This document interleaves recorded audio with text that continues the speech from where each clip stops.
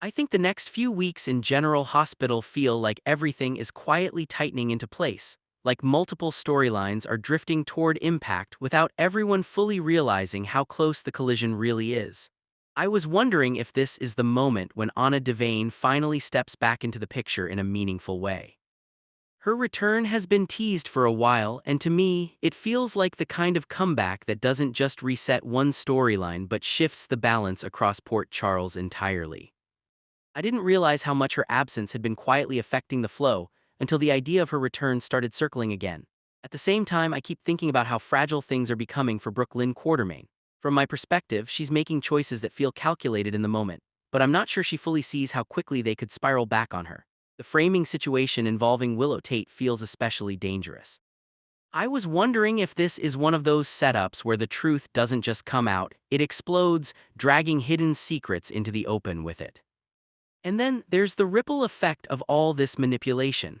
I keep circling back to Jack Brennan making deals while bigger personal crises build around him. It feels like he's operating in a separate layer of strategy while everyone else is just trying to survive what's already been set in motion. I think things could get especially volatile for Ava Jerome as well. There's this sense that the ground under her is not as stable as she thinks, especially with pressure building from multiple directions. And I was wondering if Ethan Lovett might actually be the one who flips the dynamic instead of staying trapped in someone else's scheme. Meanwhile, there's this darker thread involving Rocco Falconry and Britt Westbourne. To me, it feels like their situation on the run isn't just about escape anymore. It's becoming emotionally heavier, like the danger is no longer just external but also internal. I keep wondering if a single moment of bad timing could change everything for them. And then there's Jens Sidwell. I think he's quietly positioning pieces in a way that makes everyone else feel like they're reacting to chaos, when in reality it might all be engineered.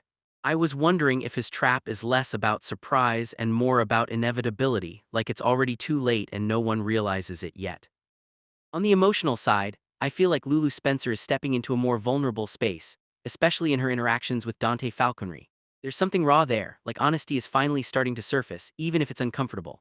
And I didn't expect to see Dante opening up in parallel to Elizabeth Baldwin either, but it almost feels like different characters are being pulled into quieter, more personal confessions while everything else gets louder and more dangerous. Then I keep thinking about the week where things might really turn chaotic, especially around Carly Spencer.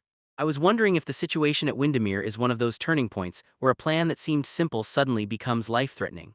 The idea of multiple characters like Liesel Albrecht and Jocelyn Jacks getting pulled into the same crisis just makes it feel even more unpredictable.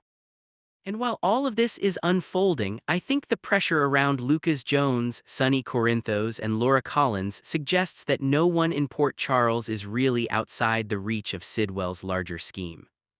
Finally, I keep coming back to the emotional weight of what's happening with Portia Robinson. I was wondering if this storyline is being set up to move fast and unexpectedly, with Isaiah Gannon potentially being pushed into a situation where he has to act under pressure in a very real, very immediate way. To me, it feels like the kind of moment where control disappears and instinct takes over. So overall, I think these weeks aren't just about separate dramas unfolding side by side. I feel like everything is slowly converging.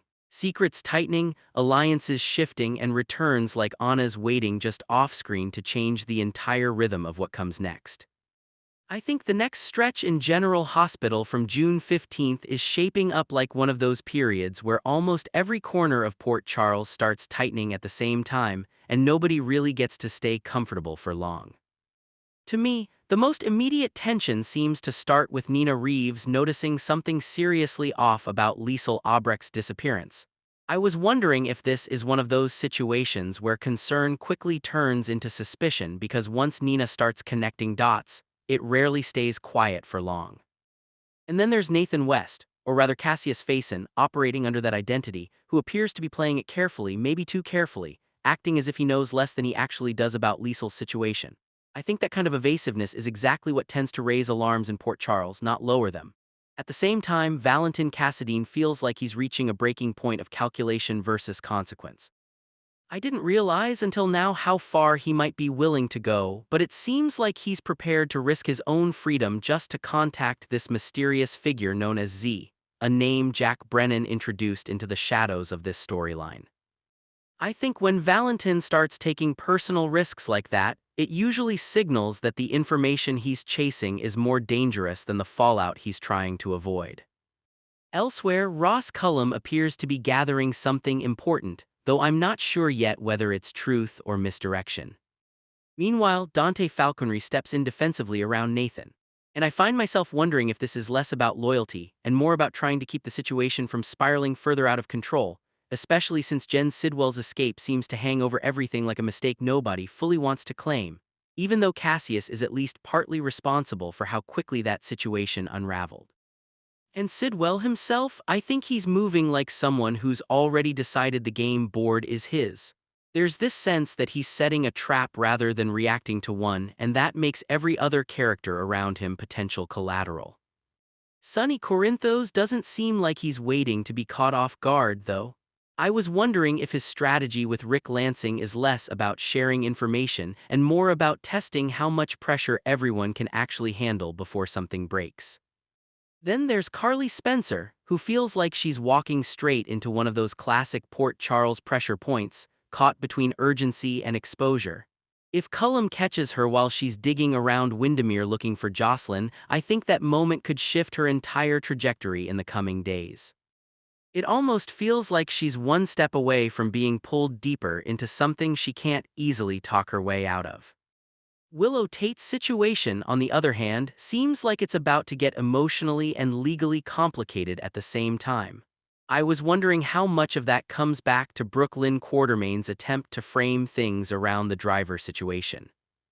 To me, it feels like a setup that might hold briefly but not cleanly. Harrison Chase stepping in to defend Willow makes sense, but I think the bigger question is whether he eventually starts seeing the structure of the manipulation rather than just reacting to the surface of it. Across a different thread, Ethan Lovett making a quiet move to pass a message to Ava Jerome stood out to me more than it first appears. I think there's an underlying pressure here, almost like leverage being exchanged without anyone calling it that directly. And if that ties back to secrets involving Phoebe's biological father situation, then I was wondering how long Ava can realistically keep control of the narrative before it starts controlling her instead.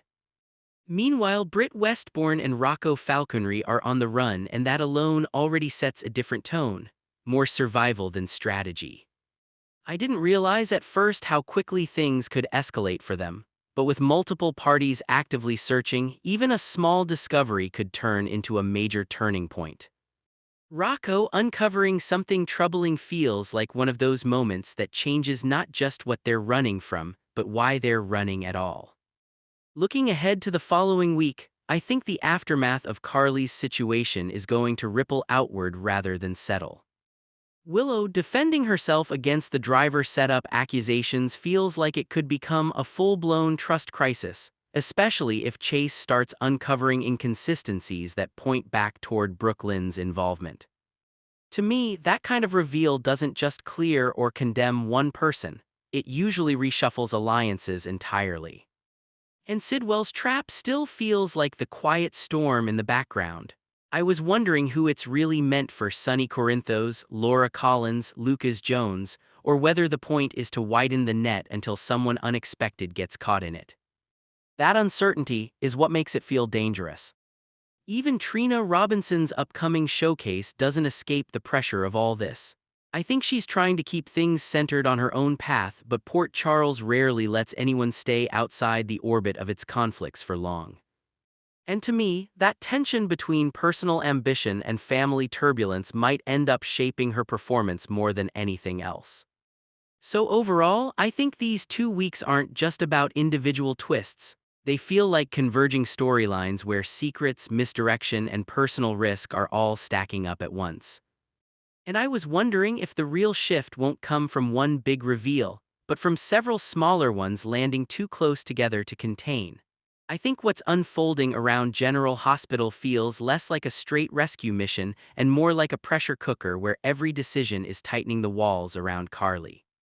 From my perspective, it all starts with that moment at Windermere. Carly Spencer notices Jocelyn Jack's ring, and I didn't realize how quickly that single detail would shift her entire certainty. To me, that's the turning point, Once Carly believes Jocelyn is inside that castle, everything else stops mattering. Logic, caution, even alliances, all of it gets pushed aside by instinct. And Windermere itself already carries that heavy, dangerous energy. It's not just a location, it's a trap waiting to be walked into. I was wondering how long Carly would really be able to sit on her hands, and the answer seems to be not long at all. What complicates everything is Valentin Cassadine. He's clearly trying to be the voice of restraint here, pushing Carly toward caution instead of chaos. I think Valentin sees the bigger picture, the kind of fallout that comes from rushing into a place like Windermere without a perfect plan. But Carly doesn't operate well in perfect plan territory when it comes to her children. There's also this interesting shift where Carly starts leaning toward Sunny Corinthos as part of her plan. To me, that signals she's preparing for force, leverage, or at least something far more direct than subtle strategy. But Valentin doesn't want to be sidelined, he wants to be the one standing beside her in this. And I think that tension between them says a lot, two people trying to protect the same outcome but completely disagreeing on how to survive the process. Then there's Valentin's turning point.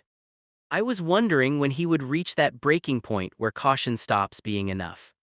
It looks like it comes when he considers reaching out to Z, guided by what Jack Brennan has implied all along. That's a dangerous pivot. I think Valentin understands that contacting Z could drag him straight back into Steinmauer. And yet he's still willing to take that risk. To me, that doesn't feel like strategy anymore, it feels like sacrifice. Steinmauer looms over everything, like a consequence waiting to happen. I didn't realize how much Valentin would be willing to give up until this moment, and it makes his role in Carly's orbit feel more tragic than tactical. But even with all of that unfolding, Carly still pushes forward. And that's where Ross Cullum enters the picture in a way that really tightens the tension. Once Cullum receives new information, I think the situation flips. Carly goes from hunter to possibly being the one trapped. I was wondering if Cullum would start connecting the dots. Windermere a break-in, Jocelyn's disappearance. It doesn't take much imagination to see how quickly that turns into suspicion. And if he does act on it, Carly could find herself staring down a weapon instead of a rescue. That's the moment where everything could collapse into something far worse than a failed rescue. I think there's a real possibility Carly ends up locked inside Windermere herself alongside Jocelyn Jacks and Liesel Albrecht. And oddly enough, that changes the emotional tone completely. It stops being just a rescue story and becomes a forced alliance of survival. I didn't expect myself to even consider this, but Carly, Jocelyn, and Albrecht working together doesn't feel impossible anymore. In fact, it might be the only realistic path forward if they're all trapped in the same nightmare. I can almost picture Carly trying to take control, Jocelyn pushing back with panic and urgency, and Albrecht somehow turning the chaos into something resembling a plan. Meanwhile, Jack Brennan's looming presence in all of this suggests the situation is far from over on the outside. I think the troubling news coming his way might connect directly to the fallout of Carly's actions or whatever trap is closing in around her. Or maybe it's something else entirely, pulling another thread tighter just when everything else is unraveling. To me, the most interesting part isn't just whether Carly gets Jocelyn out. It's how quickly a rescue mission can turn into containment, bargaining, and survival. And I was wondering if that's the real story here. Not the break-in itself, but what happens when every character finally runs out of safe choices. I think this week in General Hospital feels like everything is tightening at once. Almost like every secret is circling back to bite someone. From my perspective, there's this constant sense that no one is really safe from consequences anymore, even when they think they're acting for the right reasons. I was wondering how things got this charged so quickly around Curtis. Curtis Ashford pushes forward with his plan to expose Isaiah Gannon even after Alexis Davis steps back from representing him. To me, it feels like Alexis isn't just avoiding a legal risk. She's carrying guilt from the past, especially tied to Willow's trial and Portia. Curtis, though, is locked in emotionally. He doesn't seem interested in caution anymore. He wants accountability even if it burns bridges. Meanwhile, Isaiah Gannon isn't backing down either. I didn't realize how quickly things would escalate from professional fallout to personal retaliation. But now he's talking lawsuits and making it clear he won't just disappear quietly. Portia tries to hold things together, especially with the baby coming. But I think even she can feel how fragile everything around her has become. Then there's this growing tension at Windermere that honestly feels like a pressure cooker. Sidwell returns with that sharp edge, immediately clashing with multiple players including Cassius Faison. I was wondering if Sidwell's control over everything was slipping because the moment he realizes key evidence has been moved, it feels less like strategy and more like paranoia setting in. And Cassius, with that inherited Faison legacy hanging over him, seems to be playing a longer, darker game than anyone fully understands yet. At the same time, Lucas Jones is pulled deeper into Sidwell's orbit than he probably intended. I think Lucas believed he was just managing information, maybe even protecting people. But it spirals into something far more dangerous. When accusations start flying, especially around Marco's death, it stops feeling like manipulation and starts feeling like survival. And then everything erupts in violence, leaving no room for denial or strategy anymore. On the emotional side, Portia's baby shower becomes more than a celebration. It turns into a battlefield of unresolved tension.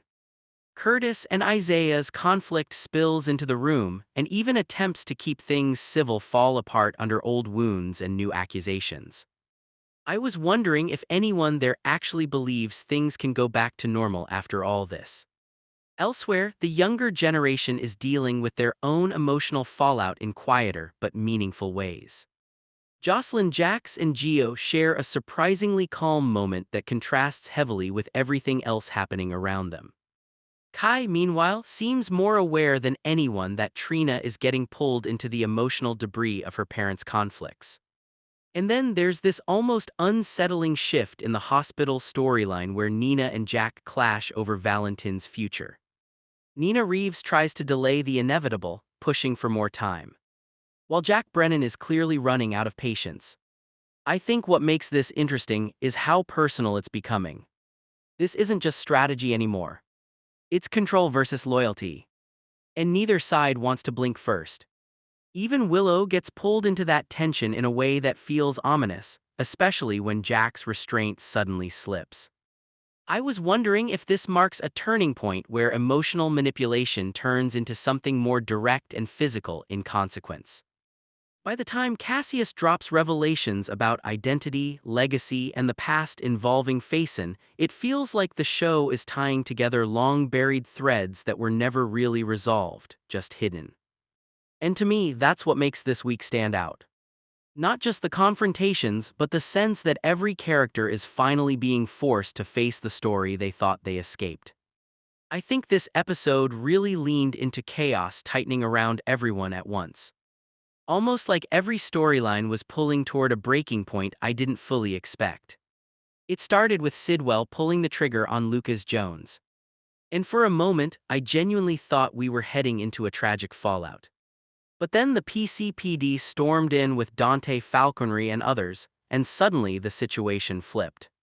I was wondering if Lucas was actually done for until it hit me. Laura's panic wasn't about losing him. It was about what he was actually part of. And then the reveal that he had a vest on. I think that completely reframed everything. It wasn't just survival. It was a setup. Sidwell got played. Once Sidwell was cuffed, he didn't go quietly in my mind at all. He immediately started throwing accusations at Sonny Corinthos and Laura Spencer, trying to flip the narrative around Dalton's murder. But without proof, it just didn't land. What stood out to me was how quickly control slipped through his fingers. And yet not really, because on the way to the PCPD, Cassius let him walk free. I didn't realize how many layers of manipulation were already in motion until that moment. Then Nathan showing up claiming Sidwell's men attacked him felt like another twist of smoke and mirrors. Sidwell escaping again made me think he's not just surviving. He's always several steps ahead, even when cornered. Meanwhile, Trina walking away from her parents' fight really hit a different tone. I think she's reached that point where emotional chaos around her just turns into noise, and she's choosing her own path with her showcase instead. That quiet decision felt more powerful than the louder arguments happening everywhere else between Isaiah, Jordan, Curtis, and Portia. Curtis getting shut out completely, Portia refusing contact, and Stella stepping in to lecture him. It all felt like a family system cracking under pressure. Even Jordan calling out Portia added another layer of tension I didn't think would escalate this far. On another front, Nina stepping in to stop Willow from drugging Jack shifted the tone again. I didn't realize how calculated Jack was being until he revealed the leverage against Drew for misused federal funds. Willow agreeing to blackmail Drew felt like a moral line quietly dissolving. It wasn't explosive. It was just practical, which somehow makes it worse. At Windermere, Carly and Valentin clashing over Jocelyn added urgency. I think Carly's decision to use Sidwell's access felt risky, but very her. React first, analyze later. Her confrontation with Ava carried guilt underneath everything, even if neither of them fully said it out loud. Then Cullum stepping in and putting Carly under pressure made it feel like she was walking into a trap she didn't fully understand yet. And when the ring showed up, I think that was the moment everything shifted from suspicion to certainty for her. Liesl and Jocelyn's situation with Faison's final project felt like a controlled experiment turning dangerous. Jocelyn agreeing to finish it while Liesl quietly trying to ensure it fails made me think neither of them actually trust the outcome. But both are trapped in it anyway. Then Cullum trying to kill Jocelyn again and Cassius stepping in made it clear this isn't just manipulation anymore. It's survival. Cassius pushing them to finish the project under time pressure only tightened that noose. Back in Port Charles, politics and family drama collided. Christina revealing her acceptance to medical school and leaving for California felt like a rare moment of clarity in the middle of everything breaking apart. I think her goodbye to Sonny Corinthos and Alexis Davis grounded the episode emotionally more than any confrontation did. At the same time, Tracy's confrontation with Willow escalated in a way I didn't expect to spiral so fast. I didn't realize how quickly manipulation and misunderstanding could turn physical. But once Willow ended up in the lake and then accused Tracy, everything snapped into legal territory. Chase jumping in and then arresting Tracy felt like the system reacting before the truth had a chance to breathe. And through all of it, I think the most unsettling feeling is that almost nobody is actually in control of what's happening anymore. Every character thinks they're steering the situation, but it feels more like they're all reacting to traps already set in motion. I think this upcoming stretch in General Hospital is shaping up to be one of those episodes where nearly every storyline starts tightening at once. And to me, it feels like everyone is slowly getting pulled into consequences they thought they could avoid. I was wondering how far Valentin Cassadine would actually go when pressure hits. And it looks like he's already drawing a line by rejecting one of Sonny Corinthos' schemes. In a way, it feels like Valentin is trying to stay in control of his own agenda, even if it means taking risks that could backfire later. There's this sense he's willing to gamble more than he lets on, especially when it comes to helping Carly Spencer with the situation surrounding Jocelyn Jacks. At the same time, I didn't realize just how tense things would get between Michael Corinthos and Willow Tate. Michael warning Willow about going head-to-head with Tracy Quartermaine makes it feel like he's speaking from experience. To me, it doesn't sound like a casual warning. It feels like someone who already sees the fallout coming before it even happens, and honestly, battling Tracy never really ends quietly for anyone involved. I was also thinking about Harrison Chase, who seems fully convinced he's doing the right thing by standing up for Willow, even if it means clashing with Ada Justine Turner.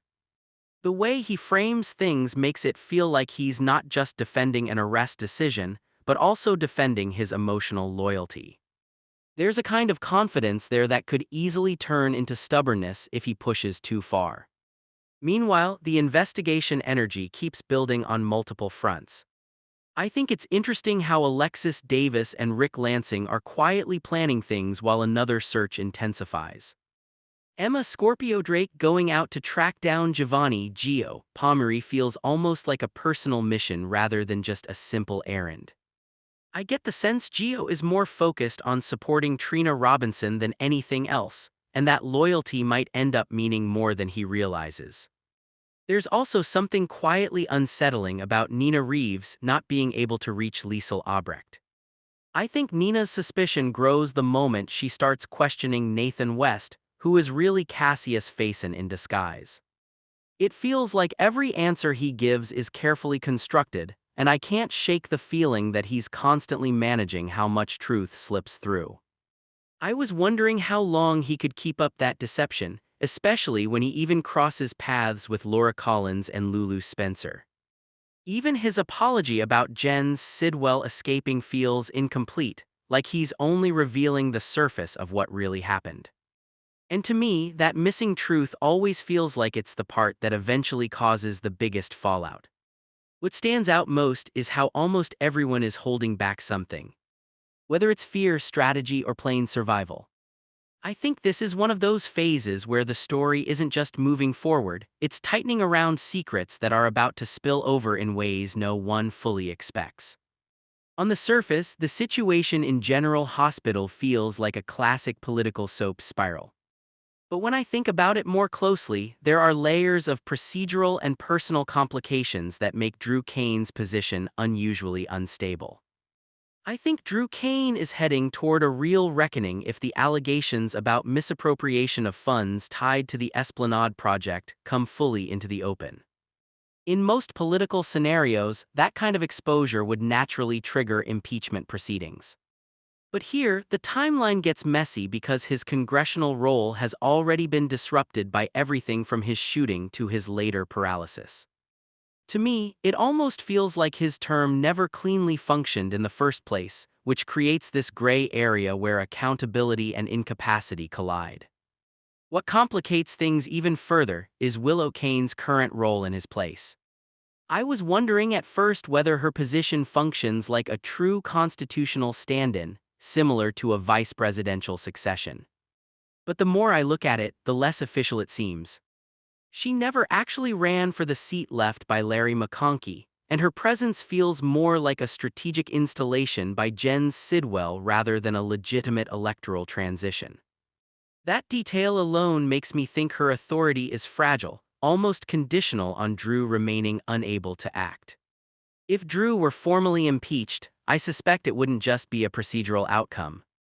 It would likely reset the entire situation through a special election. And that opens another layer of uncertainty because Willow might choose to run, but nothing guarantees she would win an open contest. The political leverage she currently holds could evaporate quickly once the structure shifts back into a democratic process rather than a controlled substitution. I also keep coming back to the role of Jack Brennan in all of this. He seems to sit at the center of the evidence chain, holding proof that could accelerate Drew's downfall. Yet even he is not operating at full capacity after his own exposure to the paralytic drug. It makes me think that the entire power structure is temporarily frozen. Everyone is compromised in some way, whether physically, politically, or ethically. And that's where the biggest uncertainty sits for me. Drew cannot really face impeachment while he is still incapacitated. Yet recovery itself appears deliberately obstructed by ongoing manipulations and rival agendas. If Sidwell's influence is eventually removed, I think the entire board resets, and that's when Drew's consequences would finally catch up to him in full. To me, this isn't just about whether Drew is impeached or not. It's about who controls the timing of justice. And in a world like General Hospital, timing is often the most powerful weapon of all. I think what really stands out in this unfolding situation between Liesel Albrecht and Jocelyn Jacks is how captivity at Windermere is slowly reshaping their dynamic in a way I didn't quite expect at first. I was wondering whether these two would remain purely adversaries in this crisis. But the more time they're forced to share, the more it feels like something more complicated is forming. Maybe not trust. Maybe not friendship. but a reluctant understanding built on survival.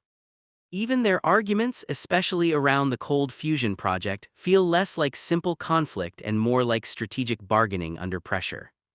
To me, the tension around Cassius Faison, also tied to the shadow of Nathan West, is where things start to get morally messy. I didn't realize how much this situation blurs the line between victim and protector. Cassius is the one who orchestrated the abduction. Yet at the same time, the narrative keeps circling back to moments where he may have indirectly shielded Jocelyn from even greater danger, especially in contrast to threats like Cullum and the violent fallout involving Marco Rios. I think this is where the writers are intentionally making it uncomfortable, forcing the question of whether survival under the wrong protection still counts as safety. What intrigues me most is how Albrecht's perspective seems to be shifting through emotion rather than logic. I was thinking she might stay firmly focused on consequences, but her connection to Cassius, especially through the idea of him living under Nathan's identity, adds a deeply personal layer. It almost feels like she's willing to rewrite reality if it means preserving what little family she has left. And I can't ignore the possibility that Jocelyn, despite everything, might start weighing her own survival story in a way that conveniently erases Cassius' direct role, especially if it helps her navigate the scrutiny of the World Security Bureau. So to me, this isn't just a hostage storyline. It's becoming a psychological negotiation about truth, loyalty, and the cost of exposure. I didn't expect Windermere to become a place where alliances are quietly rewritten under pressure, but that's exactly what it feels like. And I have a feeling the longer this continues, the harder it will be for anyone involved to separate what actually happened from what they choose to remember or report. I think the situation around Jordan Ashford's return to the deputy mayor position is becoming more complicated than it first appeared, especially now that Jens Sidwell is essentially on the run. From my perspective, what looked like a straightforward undercover operation is starting to leave behind a trail of political and personal consequences that can't be easily undone. Jordan stepping into Sidwell's orbit with Laura Collins' approval always felt like a calculated risk. I didn't realize at first how much that decision would blur the line between her professional responsibility and her personal life. Now that Sidwell's influence is collapsing, the focus naturally shifts back to whether Jordan can simply resume her former role in the mayoral office as if nothing happened. Technically, the deputy mayor position isn't something the public votes on. It's an appointment, a role meant to support the mayor and step in when necessary. On paper, that makes it seem replaceable and flexible. But I think what's being overlooked is the fact that even appointed political positions still depend heavily on public image, trust, and perception. In a place like Port Charles, reputation is almost as powerful as authority itself. And this is where Curtis Ashford becomes a central complication. I was wondering whether Jordan's professional future can realistically be separated from Curtis's increasingly public struggles. The assault of Isaiah Gannon wasn't just a private mistake. It became a very visible incident that damaged Curtis's standing. Even if he has his own justification or emotional reasoning behind it, the public side of it is what sticks. To me, the problem isn't just Curtis's temper in isolated moments, but the pattern that seems to form when he is under pressure. I think Jordan is fully aware of this, even if she still wants to believe that things can stabilize. She has already told him he needs to control his reactions, but I'm not sure a single conversation can undo what has already been witnessed and reported. If Jordan were to return to her deputy mayor duties, I think she would immediately face a difficult question. Can she function as a clean political figure while being openly connected to someone whose actions are still under scrutiny? Even if she personally accepts Curtis, I don't think the public would be as forgiving. In politics, perception often outweighs intention. There's also the issue of secrecy. I was thinking about whether Jordan might consider keeping her relationship with Curtis more private, limiting it to close family and trusted friends. But even that feels fragile. Curtis is too visible in Port Charles, and the recent incident involving Isaiah Gannon is too fresh. It doesn't feel like something that can simply be hidden behind closed doors. At the same time, I can't ignore the emotional tension underneath all of this. I think Jordan is carrying more internal conflict than she admits. She may feel some responsibility for the chain of events that led to the physical and emotional fallout she experienced. But Curtis, from what we've seen, doesn't handle uncomfortable truths well, especially when they challenge his sense of control or loyalty.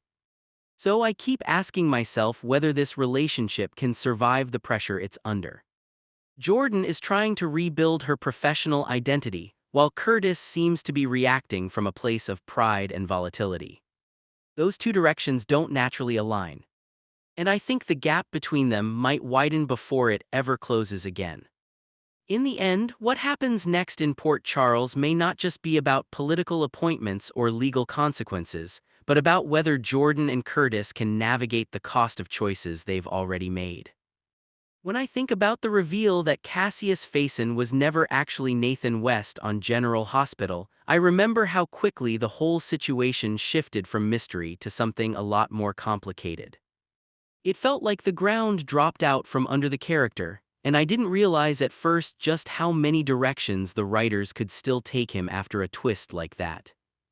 At one point, I was wondering if this was basically the end of the road, because once an identity is exposed like that in a soap, it usually means either a fast exit or a complete reinvention. That's why there was so much speculation about a possible departure, especially given how tangled his storyline had become. But the more I look at the spoilers and the way things are being framed, the more I start to think there might actually be a deliberate path toward redemption being laid out, even if it feels risky. Cassius has definitely crossed lines that are hard to ignore.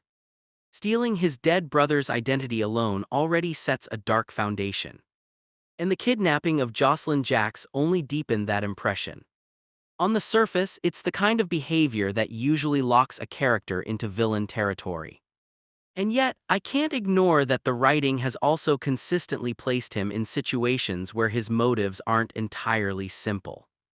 There's been this ongoing thread of him trying to protect Britt Westbourne, which complicates how I'm supposed to read his intentions. It doesn't erase the harm he's caused, but it does make me question whether everything he's done fits into a purely selfish or malicious pattern.